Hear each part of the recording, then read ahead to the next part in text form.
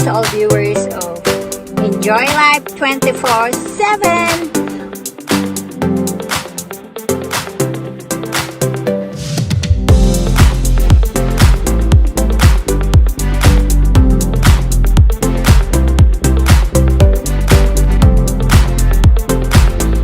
See you then!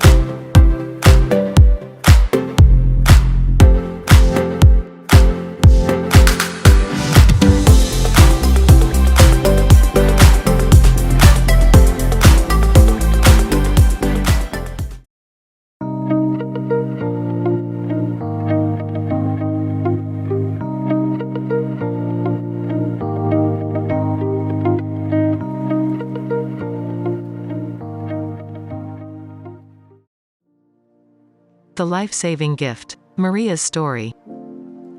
At 23, Maria had 4 young kids. Family life was busy, and to unwind, she and her husband enjoyed a drink or two. Maria particularly enjoyed a wine cooler, and once the kids were out of the baby stage, the newly found freedom was refreshing. She felt good, and alcohol made her feel even better. Maria had her 5th child, and over the years she moved from wine coolers to beer. When beer lost its buzz, she turned to liquor. As young adults, Maria's 4 oldest children moved out of the home. Maria started to drink more to help relieve the boredom when her youngest daughter was at school, and she felt herself spiraling out of control. Maria had no idea that starting with the occasional wine cooler would escalate to where she found herself. After 15 years of drinking, Maria was unwell. Her adult children weren't enjoying their visits, and her husband was also drinking heavily. Maria's father had died of an alcohol-related illness, and she became increasingly concerned that she was on the same path if something didn't change. Maria entered inpatient rehabilitation a couple of times to get control of her drinking, but after a couple of months sober, the drinking would start again. Maria became a regular in the emergency room because of anxiety attacks.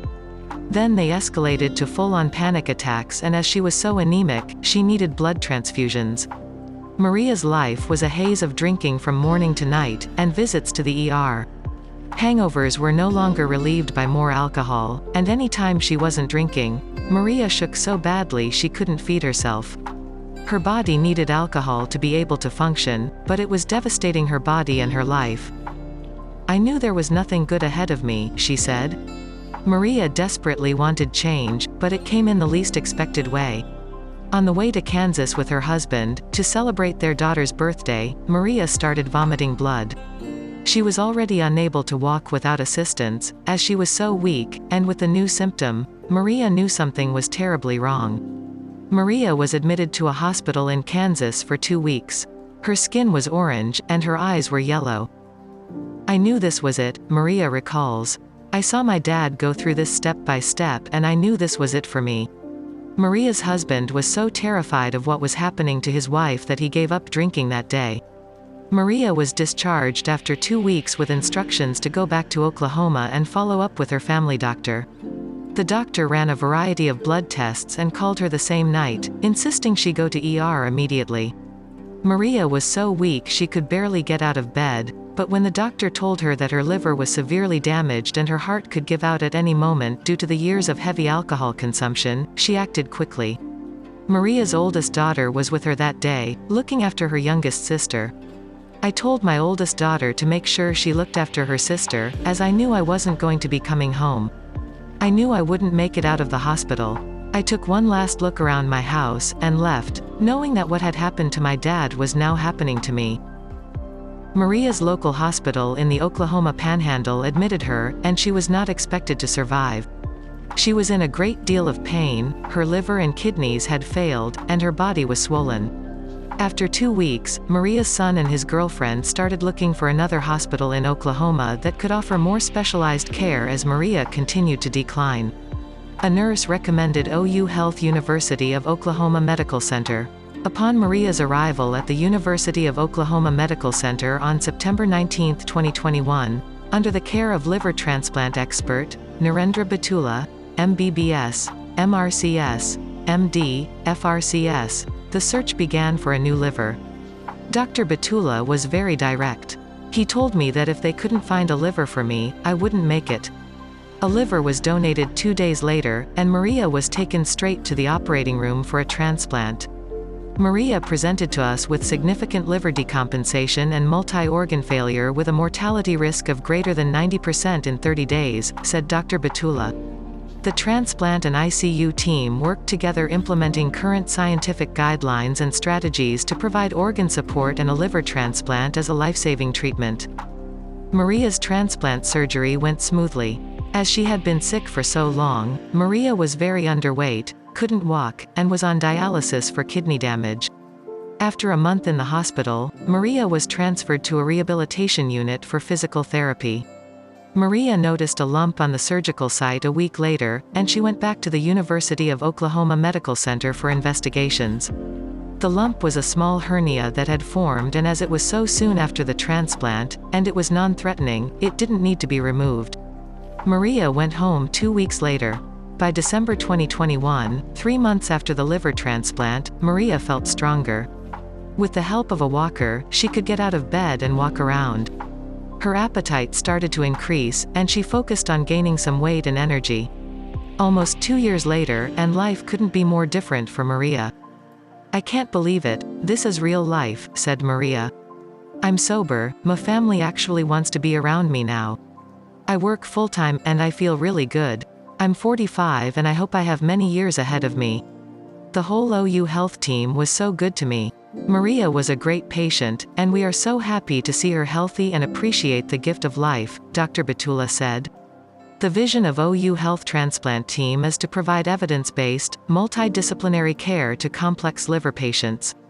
As an academic health center, we have the opportunity to successfully care for the sickest liver patients in the state of Oklahoma and beyond. Learn more about life-saving organ transplant services or the Living Donor Program at OU Health.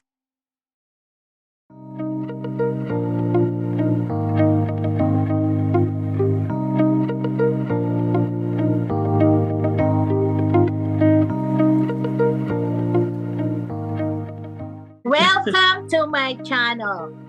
Elsie's Enjoy Life 24/7. Every person has a story to tell. By your story, your life become a channel for them, or your life become a blessing to somebody else. That's why, to all the viewers around the globe, you can call, you can chat, and message me so we can share your story around the people around the globe.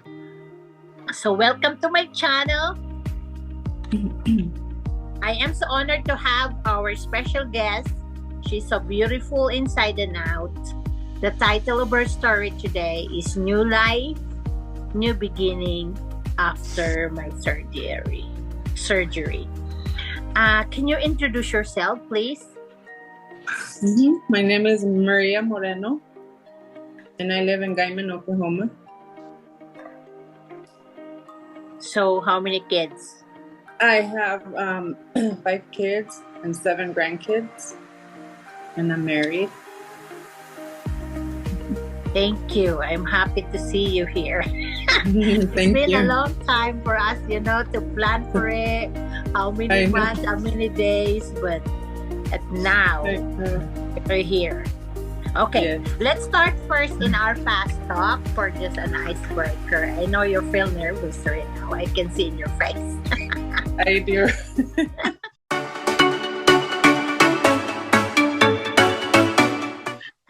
Just chill, okay? Okay. If you could be someone for a day, who would you be and why? Who would I be with? Yes. And what? I would be with I would like to have all my kids and my husband here with us, with my daughter and I. Okay. What makes you happy? My family, my grandkids. Okay, that's good. I love that.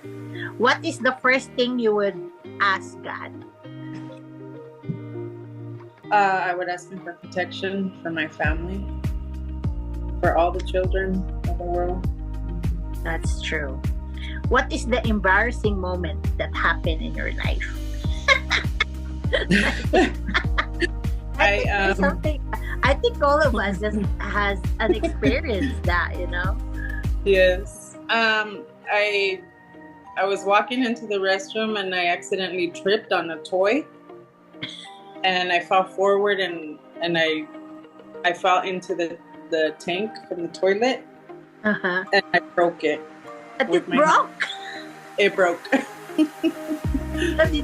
Did the restaurant charge you for that or no? No. It's just an accident. No. Yes. We weren't charged for it. I know. What's your favorite pastime? Well, I like walking. I like cooking. Oh, that's great. Okay. What was the nicest thing someone told you? That I'm beautiful. Yes! I love that. I love that word too. Okay. You like sour or sweet? Sweet. Hot or cold? Hot. Roses or chocolate? Chocolate. It's chocolate. Yeah, I know. You did that in school. Fruits or vegetable? Fruits. Okay. Now let's go to our interview right now.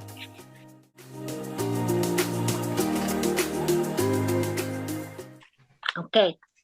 Can you tell me how did you grow? Your grow up time, how you grow up. Can you tell me about it? Yes. Well, first of all, I was raised in California. And that's where I grew up. I had a pretty good childhood. Wow. My parents were really good to us. It was only me and my brother. And my dad, he was a police officer. And my mom, she was a stay-at-home mom.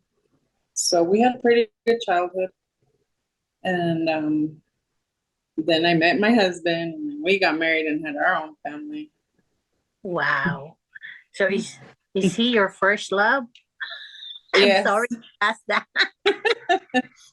Yes. That's cool. So what's your family lifestyle in a way?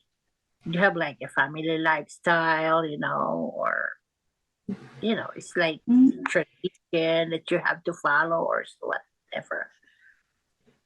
No, we don't have any special lifestyle.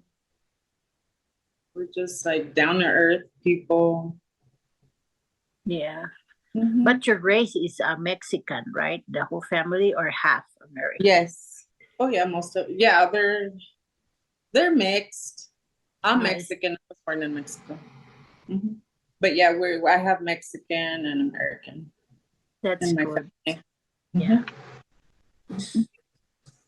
So in that time, so you're from preschool to high school. You're in California, right? And then you moved here. You married to your husband, or what happened? You moved here in Oklahoma. We were in California, and then because of his job, it requires him to travel all over the place. So that's why we had to move out here to Oklahoma. And so I decided to stay here, and we've been here 6 years already, 6.5 years. Okay. And you open up to me, you have that sickness. What happened and process for that illness anyway? Okay. Yes. My sickness was caused by alcoholism. which does run in my family. A lot of people in my family, including my dad, passed away from alcoholism. I mean, uncle. It's just like a lifestyle, like, Yes, it runs deep in our blood. Oh my world. Yes. So it's like the whole family is drinking problem has like that? Yes. Yes, and a lot of people, have died from it. So that's why it's like that time, most of you two is like just like to follow the elder, what they are doing. I guess you can say a little bit of learned behavior, but then I made my own choices too. So is that like also like you're addicted on it, or just like what did you feel if you could not drink? I was really addicted to alcohol. If I didn't have a drink, I was sick, shaking. I couldn't get up out of bed. I was throwing up. I had to have a drink. It was breakfast, lunch, and dinner for me. Oh my God, it's like water? Yes. That's expensive lifestyle, because I know something like that is expensive too. And then from what age are you starting to have that kind of problem? I know. What age did you start drinking?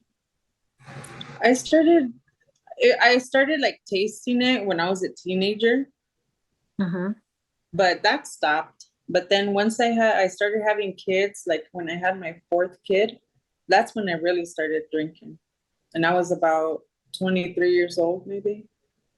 Oh, so when you stop drinking at the time you become sick? It's like really an addiction, because some of them like they are looking for it, right? Yeah, we bring it upon ourselves. We do. And because then I was drinking for like 20 years. But how did you suffer out of that? How the sickness start? You know what I mean? Okay, so I drank. Okay, it started like with wine coolers and then beer, and then from that it went to liquor. I went to liquor. And or then they have so they have a differences also, that like hard or mild, or I don't know that. I don't have any idea of anything of that. I never even taste that. Good. Because they said when you start little bit and then you become, smaller and then bigger, it start the small thing.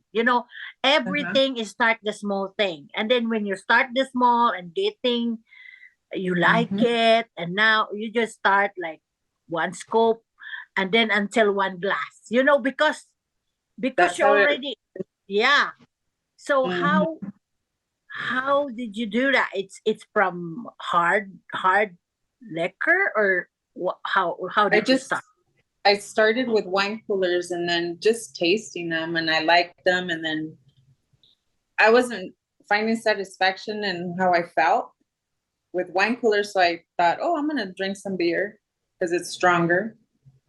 So then I drank beer for a few years, and then I didn't find satisfaction in that anymore. So then I started drinking liquor because it was way stronger than beer. Oh, that's stronger. Yes, way stronger. And they said that's bitter, or like so bitter, and then the smell is not really good. No. How did you overcome all of that? It was hard. It was real hard. Yeah, I can't justify, there's like even, it's like a drink water for you from morning, lunch. For me, yeah. It was like water to me. So my body was so used to it. How many bottles? In the end, in a day. Okay. In a day, I would drink about 16 shots a day, which it'll equal like a big bottle of brandy or whiskey. That's what I used to drink, was brandy or whiskey. Oh my Lord. And it was breakfast, lunch, and dinner for me. Oh my goodness. For like the last 3 years of my drinking. I could not believe that right now when I saw you Yes. now at school. Yes. So, when the sickness start, Mm-hmm. how how it happened? Well, because I had already been drinking for like, I would say about 20 years. And then it just finally caught up to me. I mean, I'll explain a little bit. Like I had put myself into inpatient rehab a few times where they Oh. kept me. The first 2 times they kept me for 2 weeks. The last time they kept me for like almost a month. And then I would stay sober for like a month or two, but then I would start again. So the rehabilitation not really help you? It just only like No. a month? Yeah, it helped me just for that time, but I know that's expensive rehabilitation to spend money of it for to rehab. I know this. Mm-hmm. Mm-hmm. Yes, and we had insurance, so that's what covered all that. So what did you feel when you start suffering for that? What did you feel? It's your stomach hurt or what did you feel? I didn't have no stomach issues at all. It was just more like weakness, nausea. My skin started changing color. I was really, really weak. Oh, I see. Yeah, it was. So it will come up that you need an operation, right? Mm-hmm. And Yes. then, So I started when the last year that I stopped drinking was in 2021. But I was already like, I couldn't get out of bed. I needed help walking me down the hallway. you cannot even walk alone? No, that's So how weak I was. Yes, I I was see. really weak because I couldn't eat food anymore. I couldn't drink water, nothing. It just had to be alcohol. And that's the only thing that kept me. I would get a little bit of strength with alcohol to get up. Like alcohol wasn't even helping me anymore to feel better. So it was horrible. And then one day I just started throwing up blood. And my husband there's a was blood also. You throw a blood, like something like, really happened like that? I thought it's just, thought it's you have leukemia or something you have to do, or even like that. What is the cause when the blood came out? They don't know. They thought it was internal bleeding, but I didn't have any internal bleeding. Oh, I didn't even. It's me too, or just like spatting, or what? It was like coagles, like coagulated blood. That's what it was. And then besides that, I used to have a lot of blood transfusions because I was really anemic because of the drinking. So I had I lost count, maybe more than 10 blood transfusions because I needed blood. So is that when you came to the hospital, the doctor really telling you that you need an operation or what? Well, okay, so that night that I started throwing up blood, my husband took me to the hospital and they admitted me. They kept me and they told me, you have your liver's no good. So I was like, well, I already knew that. They kept me 2 weeks. And then when they let me go, because they didn't tell me much after that. He goes, go to your family doctor back in Guyman. He goes, and let them, run blood tests, do blood work and all of that. So I did. And my doctor here in Guyman, he said, okay, well, I'm going to run blood work and I'll give you a call if anything shows up. So he calls me and he's like, Maria, I need you to go to the hospital right now. He goes, I don't know what to do for you. I don't know how to help you. He goes, but you're really sick. Your liver is shot. And he was like, your heart could stop at any moment. So he was like, you need to go to the emergency room right now. Maybe they can help you or get the help you need. So you stay in the hospital, right? Yes, I went to the hospital here in Guyman and they told me, they kept me. They were like, you are not expected to survive. So they were trying to find another Is that they're hospital. really telling you that, that you not expect to survive? The doctor really telling you like that? Mhm. At that moment that you are so sick? Yes. And Wow. I told her, I said, can I just ask you for a favor? And she says, yes. I said, okay, I know I'm not gonna make it, but please don't tell me how much time I got left. I don't want to know. Just let it happen. I told her, I don't want to know how much time I got left. She said, okay, I respect that. But Oh, then from then, they can even tell you how many days, right? How many days or how they long it can takes. if you want to know. Hmm. Oh my goodness and mercy. I don't want to know. Me either. Yeah, me either. So where was your surgery? So after that, my son and my daughter-in-law were the ones looking for a hospital where they specialized in like liver Or liver problem? transplants and all that. Yeah. And they found one in Oklahoma City. So they sent me out there. They took me in the ambulance out there. And then once I went out there, they admitted me right away. And the doctors, well, once I got to that hospital, Mm-hmm. I barely remember anything because my ammonia levels were so high that I just, I was like a zombie. If you don't remember anything, you are in the ICU. I was, I was in ICU. Yeah, because if you don't remember anything, I know they will pull you to Mm-hmm. intensive care unit. Oh So yeah. how long you stay in there? Do you know how In long the you stay ICU, in the ICU? from what my husband tells me, I was in the ICU for 2 weeks. And then on September 19th, they put me on the transplant list. And September 21st, I had my transplant, which was 2 days after they put me on the list. So within Wow. 2 days, they found a liver for me. And if you have transplant, that is implant and transplant at the same time. They will take it out your liver, the old liver that has a problem, and then they have to implant a liver, the new liver in your body. That's a two Yes, surgery. I know that's the yes. two. So Uh-huh. thank God when they put you there, they have some Yes. donors.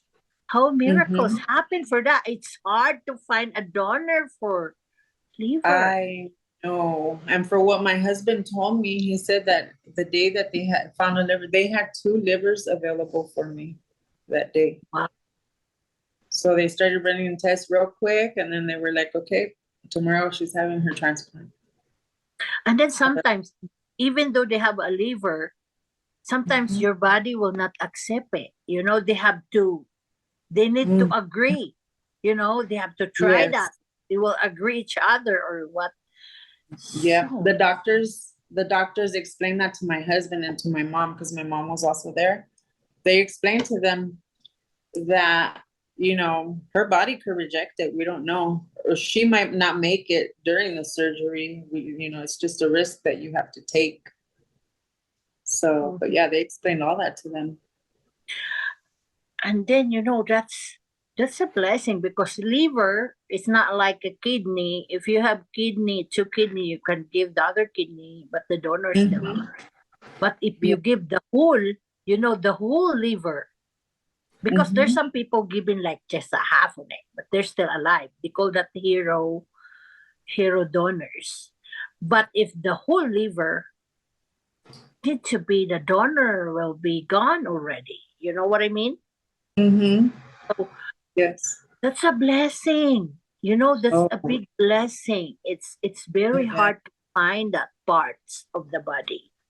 So Mhm. so how Mhm. long that surgery take place? The implant and transplant. Um, they said it took about 9 to 10 hours Wow. for the whole transplant. Mhm. I think you don't know what's happening, Oh no, right? not even when I woke up. I don't remember when I woke up. My husband said that I was like flipping out. I was trying to pull all the tubes that I had in me, pull them out. I wanted to leave, and I don't remember that. Oh. But when I was after the transplant, I was still in the hospital for a whole month after that because I couldn't get up out of bed. I had lost all my muscle mass. I was really skinny. I was 120 pounds. I couldn't walk. Yeah, They they could said barely get me up out of bed. tough body is so weak, right? You don't have any strength at all. That's what No they said. strength. Mm-hmm. So before that time, did you ask God for help? I Did you did. have in your mind, did you think something that Yes. the time? What did you think about that time? Well, when I was drinking, I was already, talking to God and just asking. I would even get mad at him sometimes. I would, because I'd be like, God, Father God, if you could do all things, why aren't you helping me? Oh my world. So and I know before your dad also was same situation as you. Can you tell me about that? Yeah, And so he was. and so Oh, no, it's fine. Yeah, he went through the same thing. He was he tried stopping a few times, but he just couldn't. He couldn't, but he would tell me, he would be like, I'm gonna die an alcoholic. He goes, I already know this, so just, leave me alone. Quit telling me to stop drinking because I'm not gonna stop. So we were like, okay. And he did. But he had already made peace with that because he knew that's the way he was gonna go. yeah, but he don't have a donor at the time too? Your dad? No, because this was in California and they have different like rules. So if you're an alcoholic, they won't put you on a transplant list out there in California. In California? Mm-hmm. Much better here. Near Yes, yes. Texas. I Where is know the that we moved compassion? here. No, so they don't allow, I think especially for they have in old age too. Like That's they know the true. complete, what they call that?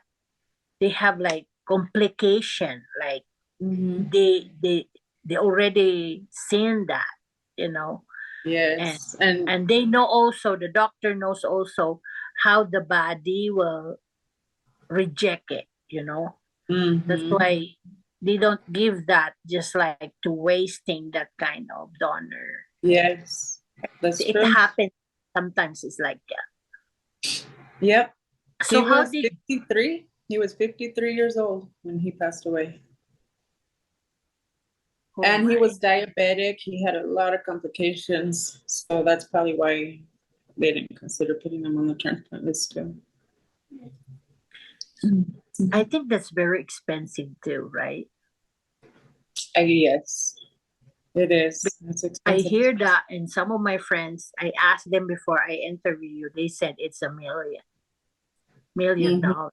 Said, Oh, wow. yes. It's really expensive. And the insurance will cover some of it. Mhm. But God is very good to you. Look at right now how God is good. Yes. Something happened to us. I will tell you. Sometimes we pass that way, and you ask God why it happened. Lord, why me? Like, because sometimes God wants you to be in there so you can testify that to other people, I think so. and your life become a channel of blessing to them. And Mm-hmm. that's the thing of that. Oh, yeah. We learn from our mistakes into greatness. Like, Mhm. we're not perfect. We have flaws. You know what I mean? So Yes. Mhm. so how are you today? Good. I feel 100%. And I feel healthy. I feel real Your good. life and your health. Yeah. Mm-hmm. You can do Yes. all the chores. I think you can do something, right? But I could it's hard. do everything now. Mm-hmm. Yeah, praise the Lord for that. Yes, thank God. Is there any side effect of after surgery? Um, no, no side effects. The only thing that I do have is like a small hernia, and then I guess they call it an incisional hernia. Um, but that's about it. That's all I could think of. Okay. What is the positive thing that you can share after the surgeries happen, after all the new beginning and new life for you right now? Can you share to our viewers? Yes. First of all, like if you're a drinker, please try to stop, get the help you need. There's hope, there's help. You know, not too many people get very lucky and end up getting a liver transplant. And so they don't want to end up like I did. Then Yeah. it's better to start looking for some help. And God, he can make a way. He'll make a way. So for me, while I have on your interview right now, I hope it will stop in your generation. What can you say about that to your family sibling right now in your generation, if they are there in front of you? I would say to them, because I have two sons who like drinking. And so I'm worried about them right now. And well, I wish, and I mean, they're always in my prayers. You know, I always ask God, you know, you did it for me, please do it for them. And I know it will happen. I don't know Yeah. when, but it will. It will. Yeah. And how about for all your grandchildren? What can you share? If there are time, they can look this in YouTube channel. Can you give a word of, thing for them and whatever you want to say about your grandchildren? Oh my God. Well, I love my grandkids very much. They were really worried also when I was in the hospital. And so that they're happy. They're really happy now that I'm all better. And they're like, "You're never gonna drink again, Grandma?" I said, "No, of course not. Not after everything I went through and put you guys through, because they suffered too." So, but I love my grandkids. Praise God. If you are facing the Lord right now, Maria, what can you say to him? Just thank you for, I guess, rescuing me, saving me from that addiction, and for giving me a chance to still be here a little bit longer with my family. That's true. Forever be grateful with God. So I'm so happy for you to be interviewed tonight. And, I'm hoping the whole world, the whole globe, if you're watching right now, you still have a time to change your lifestyle. There's a success in life that we need to get up and learn the great things in life. Our failure is another stepping stone for greatness. That's why I'm so blessed for sharing that. Maria is one of my assistant teacher in school, and I'm happy working with her as well. And she's a blessing, and she's a controlled spirit. We have different what they call the environment sometimes, but we're still surviving. And we do our things as a teacher. Even they are already in the high school, junior high, but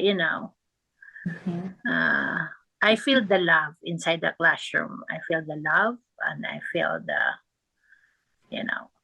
I feel we work as a team, and I'm so blessed to work with you as well. And This is not only the end, but this is the start of our friendship, and this is the start that we grow together by the help of God.